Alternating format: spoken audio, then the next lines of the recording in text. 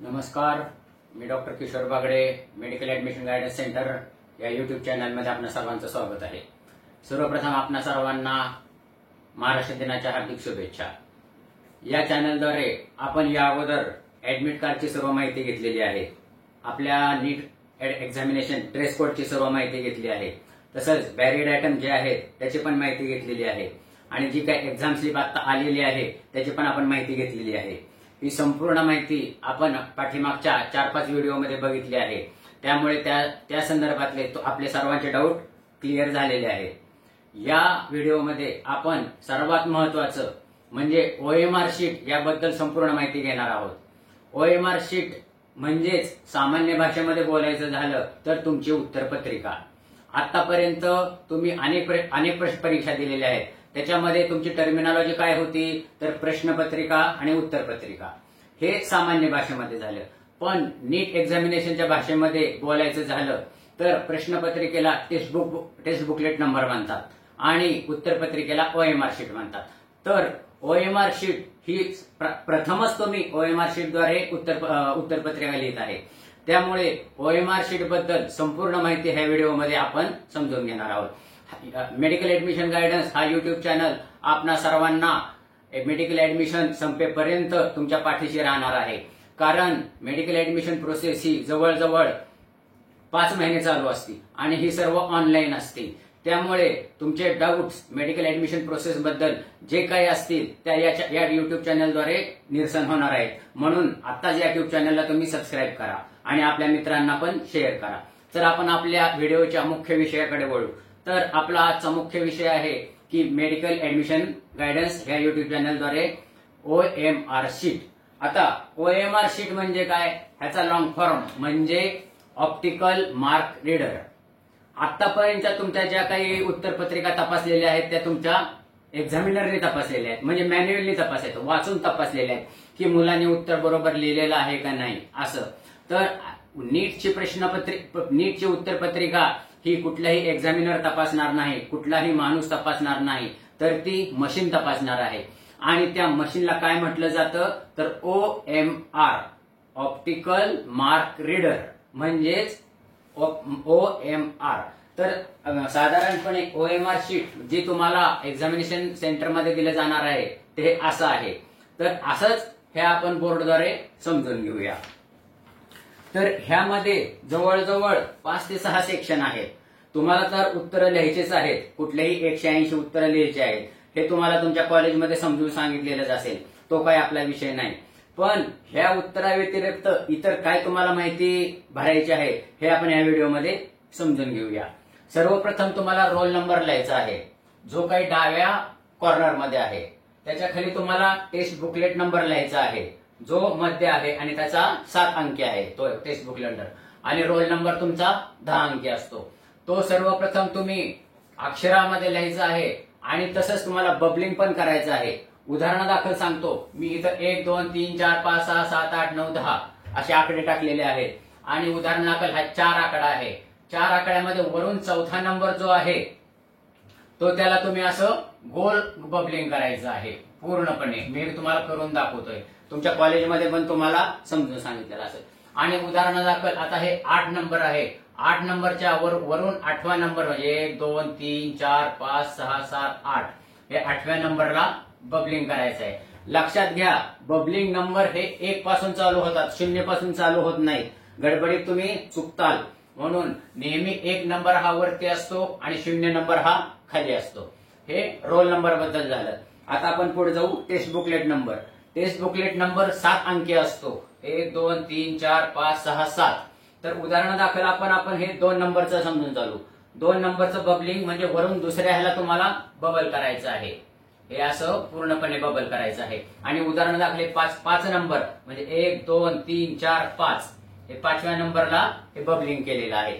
हे बबलिंग व्यवस्थित करायचं आहे। हे जर बबलिंग चुकलं तर तुमचं 2 वर्षाचा अभ्यास किंवा जे रिपीट करताय त्या 3 वर्षाचा अभ्यास हा वाया जाऊ शकतो आणि तुम्हाला आयुष्यामध्ये खूप मोठा नुकसान होऊ शकतं।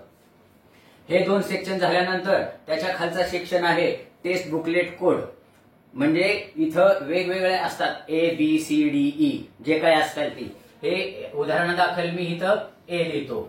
तर हा टेक्स्ट बुकलेट कोड नीट बघायचा आणि तुम्हाला जर टेक्स्ट बुकलेट दिलेलं आहे सामान्य भाषेत बोलायचं झालं तर प्रश्नपत्रिकेवरचा कोड आणि ह्या OMR शीटवरचा कोड एकच पाहिजे. साधारणपणे तो चुकत नाही, पण तरी कधी जर समजा चुकून हे मशिनरी आहे चुकला तर तुम्ही लगेचच तुमच्या सुपरवायझरला निदर्शनास आणून द्यायचं आणि तो बदलून घ्यायचा.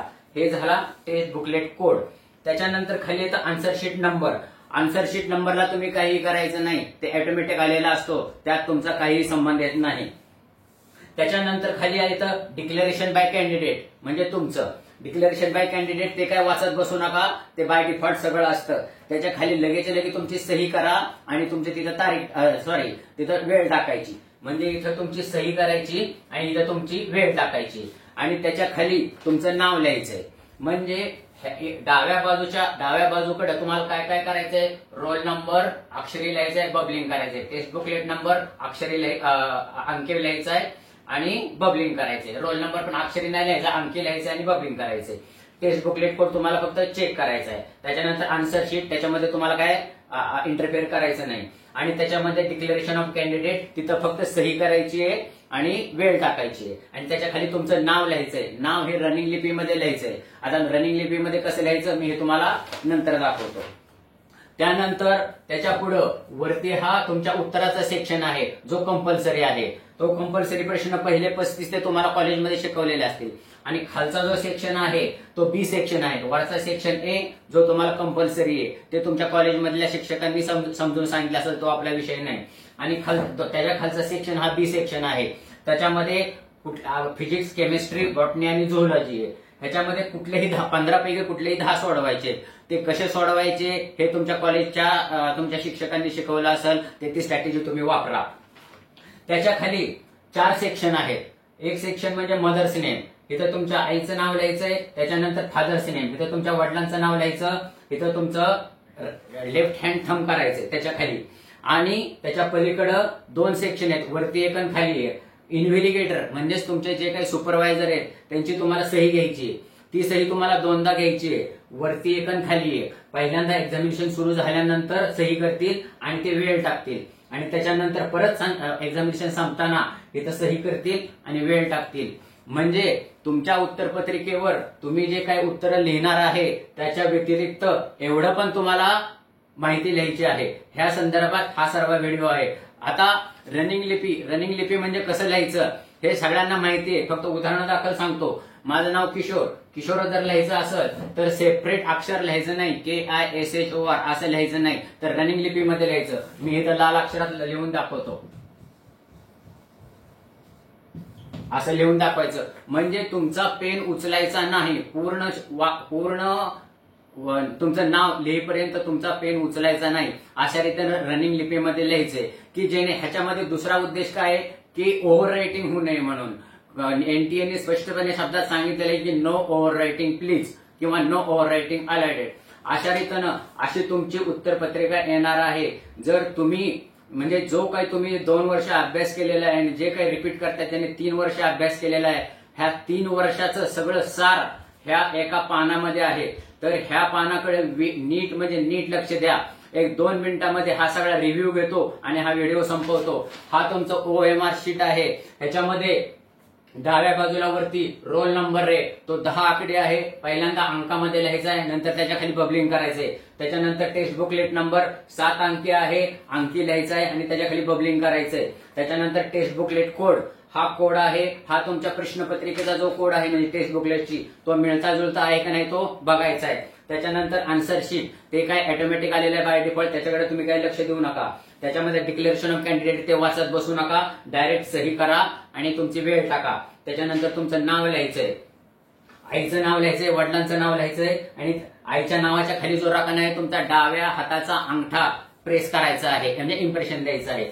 त्याच्यानंतर वडिलांच्या नावाच्या खाली 1-2 सेक्शन आहेत. एक्झामिनरची सही, ते काय तुमचा रोल नाहीये, एक्झामिनर सही करेल, त्याच्यामध्ये तुम्ही काही इंटरफेअर करू नका. जेव्हा येतील तेव्हा ते करतील, त्याच्यामध्ये काय तुम्ही वेळ घालू नका, त्यांना बोलवत बसू नका. सर तुमची सही राहिली, ते त्यांची जबाबदारी, त्याच्यामध्ये तुमचा वेळ घालू नका.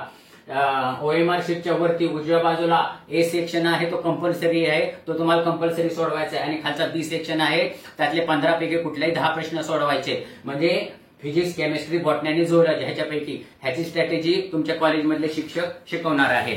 तर हा खूप म्हणजे खूप महत्वाचा विषय आहे.